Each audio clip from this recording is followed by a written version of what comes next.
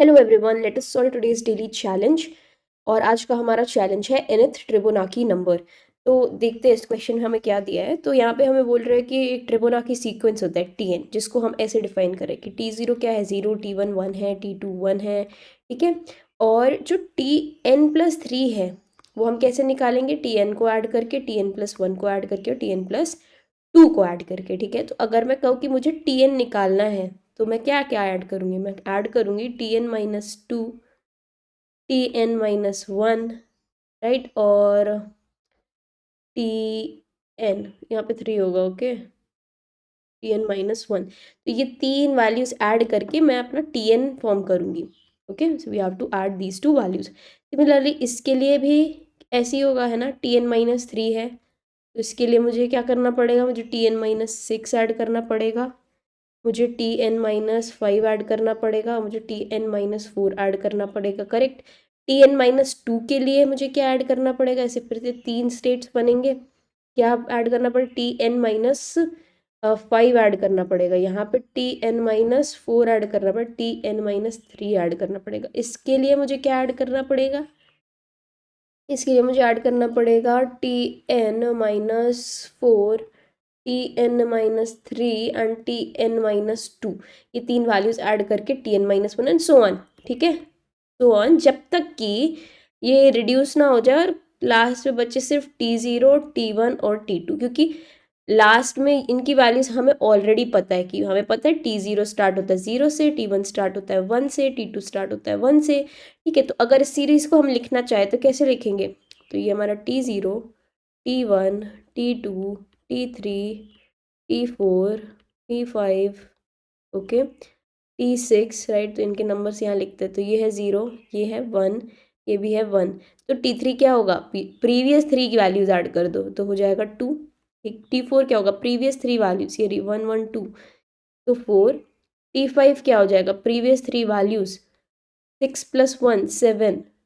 t6 क्या हो जाएगा, प्रीवियस 3 वैल्यूज, 2 4 7, तो 13, राइट। सो ये कुछ ऐसी सीरीज है, ऐसी कोई सीक्वेंस है, ठीक है, जो कि प्रीवियस 3 वैल्यूज, यहाँ से हम इस ट्री से देख सकते हैं कि प्रीवियस 3 वैल्यूज ऐड करके बनता है। तो हमें बेसिकली यहाँ पर n दिया होगा और हमें t ऑफ n ही निकालना है। Okay, so this is the question. Alright, ये तो हम बहुत अच्छे से समझ गए कि हमें प्रीवियस 3 वैल्यूज ऐड करनी है। So this is a very similar question to Fibonacci number. Fibonacci number में हम लास्ट 2 टर्म्स ऐड करते हैं, यहाँ हम लास्ट 3 टर्म्स ऐड कर रहे हैं ना। तो obviously if you see this particular tree here, यहाँ से हम ये देख पा रहे हैं कि what we can do is we can apply a recursion here, है ना। हम किससे सॉल्व कर सकते हैं इसको, रिकर्शन से। कि बेस केसेस मेरे क्या होंगे कि जो n है वो हो जाए 0 या 1 या 2। ठीक है, तो मुझे पता है कि बेस केस है, तो 0 1 1 हम रिटर्न कर सकते हैं उधर से। अदरवाइज मुझे रिकर्सिव कॉल करना है और क्या रिटर्न करना है, मुझे रिटर्न करना पड़ेगा tn-3, ठीक है, प्लस tn-2 प्लस tn-1। मुझे ये वैल्यू पे क्या करना पड़ेगा, इस पे एक रिकर्सिव कॉल, इस पे एक रिकर्सिव कॉल, इस पे एक रिकर्सिव कॉल करना पड़ेगा। ठीक है, so this is a recursive solution. Now इस रिकर्सिव सॉल्यूशन में अगर हम देखें, ठीक है, तो यहाँ पे हमें दिखेगा कि बहुत सारे ओवरलैपिंग सब प्रॉब्लम्स हैं। क्या है, ओवरलैपिंग सब प्रॉब्लम्स। आई होप यहाँ तक क्लियर हुआ होगा। ठीक है, कि हम क्वेश्चन समझ गए, हम ये समझ गए कि यहाँ हमें इसको रिकर्शन से सॉल्व करना है। अब हम ये समझने की कोशिश करें, देखो जहाँ पर भी रिकर्शन आता है वहाँ हम क्या कोशिश करते हैं कि रिकर्शन है। ऑलराइट, तो रिकर्जन में पता है टाइम कॉम्प्लेक्सिटी बहुत ज़्यादा हो जाती है ना। यहाँ पे भी टाइम कॉम्प्लेक्सिटी क्या होगी, एक्सपोनेंशियल होगी, क्योंकि हर के लिए हम 3 टर्म्स कॉल करें तो 3n हो जाएगी, है ना। अगर n टर्म्स हैं तो यहाँ पे देखो 3 वैल्यूज, अब ये 3 की 3 तो 3 × 3 × 3, ठीक है, 3n हो जाएगी डाउन द ट्री। तो बेसिकली tn कैलकुलेट करने के लिए एक एक्सपोनेंशियल टाइम कॉम्प्लेक्सिटी आ रही है, तो इससे हमें क्या मिल सकता है, TLE। तो हम हमेशा क्या कोशिश करते हैं कि हमें एक्सपोनेंशियल टाइम कॉम्प्लेक्सिटीज तक ना जाना पड़े, इसको हम ऑप्टिमाइज करने की कोशिश करते हैं। तो कैसे ऑप्टिमाइज करेंगे, तो रिकर्शन को ऑप्टिमाइज करने का सबसे बेस्ट तरीका होता है dynamic programming. But dynamic programming का कॉन्सेप्ट ये होता है कि वहाँ होनी चाहिए क्या, ओवरलैपिंग सब प्रॉब्लम्स, है ना। रिकर्शन इज ऑल अबाउट सब प्रॉब्लम्स, कि हम एक प्रॉब्लम है उसको सब प्रॉब्लम्स में तोड़ें और उन सब प्रॉब्लम्स को सॉल्व करके सोल्यूशन निकाल लें। अब जब ये जो सब प्रॉब्लम्स होती हैं ये रिकर्शन ट्री के अंदर ओवरलैप करने लगे तो वहाँ हम इसको ऑप्टिमाइज कर सकते हैं डीपी की हेल्प से, राइट, डायनेमिक प्रोग्रामिंग की हेल्प से। तो यहाँ पे हम देख सकते हैं कि देखो टीएन को कैलकुलेट करने के लिए आई वॉज कॉलिंग Tn-3 और Tn-3 यहाँ पे भी आ चुका है और Tn-3 यहाँ पे भी आ चुका है। सो दिस इंडिकेट्स कि अगर मान लो डाउन द रिकर्शन मैंने यहाँ पे कैलकुलेट कर लिया Tn-3 की वैल्यू, तो why do I need to go and open this tree up, ठीक है, इसको मैं खत्म कर सकती हूँ यहीं पर, मैं इस वैल्यू को स्टोर कर लूँ and when I encounter Tn-3 term तो मैं इसको क्या कर दूँ, ये वैल्यू यहीं से यहाँ कॉपी कर दूँ, तो मुझे ये रिकर्शन बेसिकली ये रिकर्शन मेरा हट गया। सिमिलरली यहाँ पे जो रिकर्सिव कॉल्स होंगे वो हट जाएंगे, क्योंकि जब एक बार इसकी वैल्यू मैंने कैलकुलेट कर ली तो I don't need to again do recursion and calculate the same value. I can store this value and I can make my solution because I have already encountered this value, right? So there are what overlapping sub problems here. तो overlapping सब problems हम समझ गए। तो अब इसमें क्या आता है, डायनेमिक प्रोग्रामिंग आता है। तो पहले हम मेमोराइज करने की कोशिश करते हैं, टैबुलाइज करते हैं।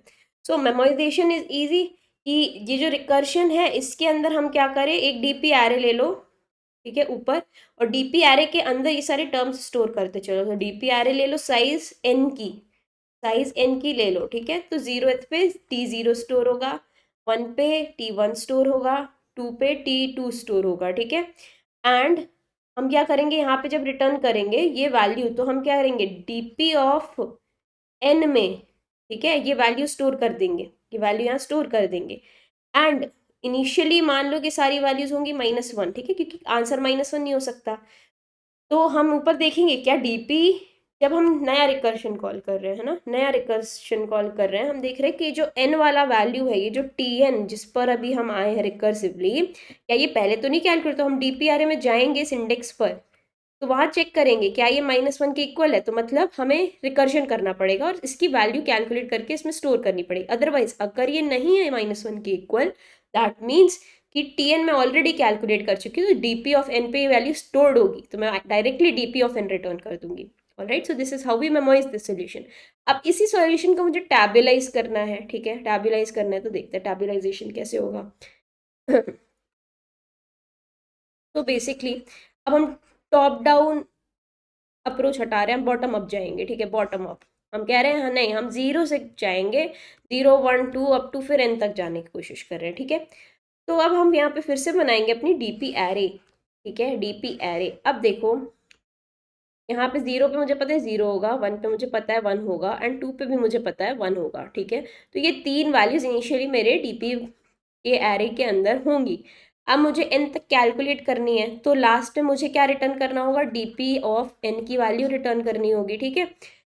अब इस एरे को हम कैसे फिल करेंगे, देखो हम समझ गए हैं, हम क्या समझ गए हैं कि भाई लास्ट 3 वैल्यूज ही तो ऐड करनी है, मुझे क्या लेना है, मुझे जाना है। अब यहाँ रिकर्जन में मैं Tn-2 Tn-1 पे रिकर्जन कॉल कर रही थी, अब मुझे कुछ नहीं करना, ये रिकर्सिव कॉल जैसा कि ये जैसा है यहाँ पे इसी को कॉपी कर देना, बस ये डीपी में करूँगी मैं कि डीपी ऑफ n-3 पे जाओ, डीपी ऑफ n-2 पे जाओ, प्लस डीपी ऑफ n-1 पे चले जाओ, ये वैल्यू ऐड करके किस में डाल दो, डीपी ऑफ n में डाल दो, राइट।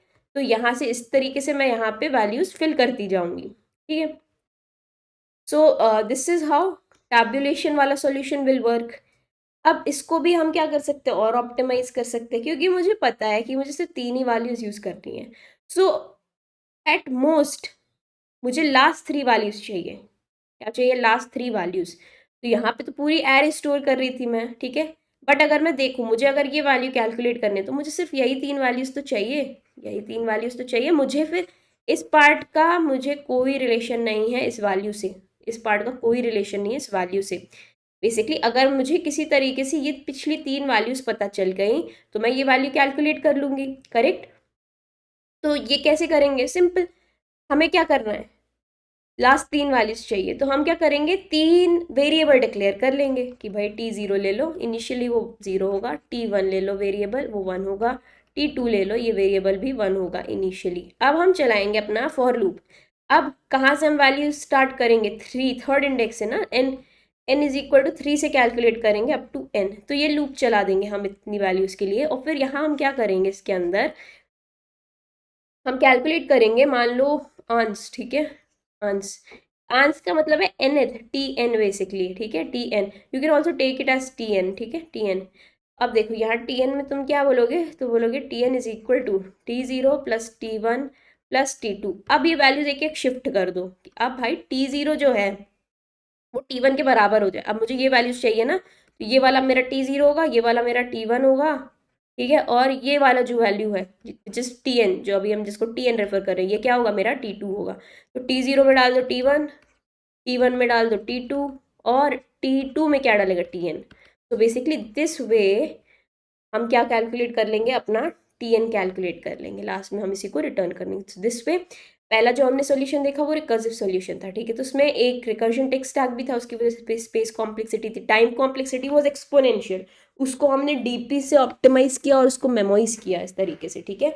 तो उस सॉल्यूशन में टाइम कॉम्प्लेक्सिटी तो बन जाती बिग O ऑफ n, ठीक है, और स्पेस कॉम्प्लेक्सिटी बनती बिग O ऑफ n, क्योंकि DPR यूज कर। सिमिलरली इन टैब्यूलेशन, क्योंकि पूरा ये यूज कर रहे हैं, तो टाइम और स्पेस यही रहते। अब यहाँ पे मैंने क्या किया, बिकॉज मुझे 3 वैल्यूज प्रीवियस वाली कैलकुलेट करनी थी, मैंने उसको क्या कर दिया, ऑप्टिमाइज कर दिया, और मैंने स्पेस हटा दिया, क्योंकि मैं सिर्फ 3 वेरिएबल्स यूज कर रही हूँ। तो मैं अब ये जो सॉल्यूशन बना है यहाँ पे, इसकी टाइम कॉम्प्लेक्सिटी हो गई बिग O ऑफ n, और स्पेस कॉम्प्लेक्सिटी हो गई big O of 1 which is constant. तो बेसिकली हमने एक लीनियर सॉल्यूशन कांस्टेंट स्पेस पे अपना बना लिया। So this is the solution, ठीक है, बस यही करना है हमें। Let us see the code. I hope after this you will be able to code it yourself, कुछ ज़्यादा बचा ही नहीं इसमें। So here's the code. So see first T0 लिया, T1 लिया, T2 लिया। अब तो ये तो बेस है कि भाई N0 हो गया क्या होगा, 1 हो गया क्या होगा, 2 हो गया क्या होगा, तो सिंपली रिटर्न कर दो 0 या 1, ठीक है। अब आंसर हम यहाँ पे भी कैलकुलेट कर ले रहे हैं, इनिशियली आंसर में ये वैल्यू रहेगी। अब देख फॉर लूप लगा है कहाँ से, 3 से n तक, ठीक है, क्योंकि 2 तक तो वैल्यू मैं जानती हूँ ना, मुझे पता है 0 1 2 की वैल्यूज क्या। अब 3 से लेके n तक कैलकुलेट करना है, और यहीं पे मुझे क्या लगाना है, अपना लूप लगाना, तो वो लूप लगा दिया। अब फिर आंसर कैलकुलेट किया तो लास्ट 3 वैल्यूज, अब इन्हें अपडेट करो, है ना। लास्ट 3 वैल्यूज ये थी पहले इस टर्म के लिए, अब जब नेक्स्ट आइट्रेशन में जाएगा तो इस टर्म के लिए कैलकुलेट करेंगे, तो इसको अपडेट करो, तो इसको बनाओ ये 3 वैल्यूज, ठीक है, तो ये T0 बन जाएगा ना, T1 T2। So this way you will keep shifting, you will keep shifting and you will reach your n, ठीक है, और फिर यहाँ पे इसको रिटर्न कर देंगे आंसर को, right. So this is how we had to solve this question. So I hope now the solution is clear.